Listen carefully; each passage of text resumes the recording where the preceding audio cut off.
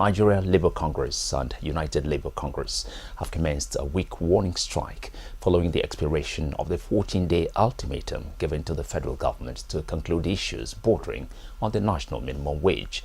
The NLC and ULC Lagos chapter, which disclosed this while addressing journalists, said if the federal government fails to meet their demand after the National Executive Council meeting, they will have no option but to go ahead with a nationwide indefinite strike. Sheyi Fanimo tells us the rest of the story.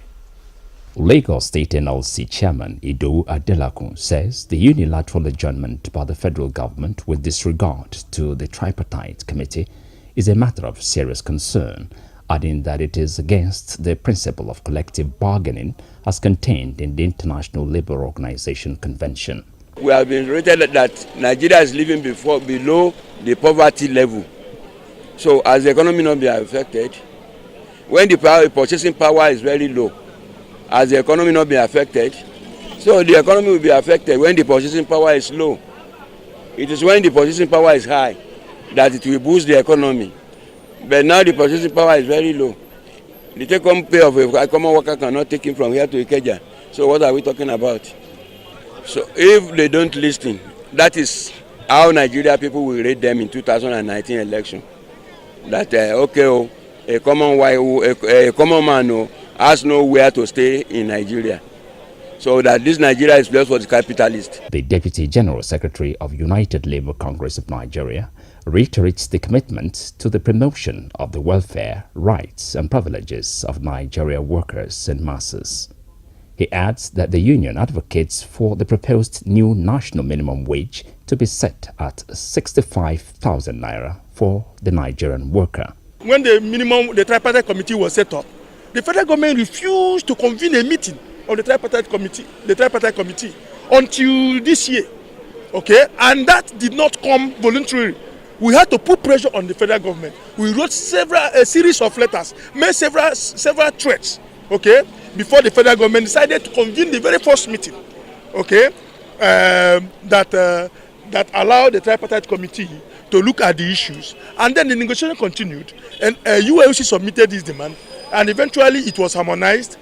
But unfortunately, the federal government never made any offer. There was no counter offer. The organized private sector came with an offer of 45 naira, while the organized labor movement came with an offer of a demand of 65. The Deputy Chairman, Joint Action Force, says union calls on states to give priority attention to payment of gratuity and pensions, stressing that the Paris Fund should be dedicated to the payment of salaries, gratuities and pensions. 1999 to date has witnessed a decline in the well-being of the average Nigerian, including the Nigerian worker.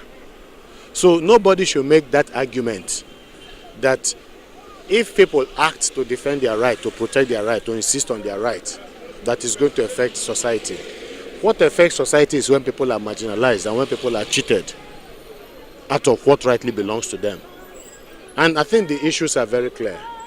The law is clear in terms of review of, the salaries of workers, so that when you review them, you reflect social economic realities in order to augment the well-being of your citizen and all of that. That's a legitimate right that nobody should beg for, ask for. The groups say the exercise will continue if the federal government refuses to pay 65,000 naira minimum wage to its workers.